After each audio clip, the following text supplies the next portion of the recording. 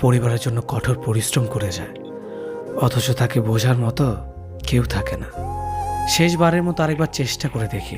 পৃথিবীতে এই চিন্তাটাই অনেক সফল মানুষের জন্ম দিয়েছে।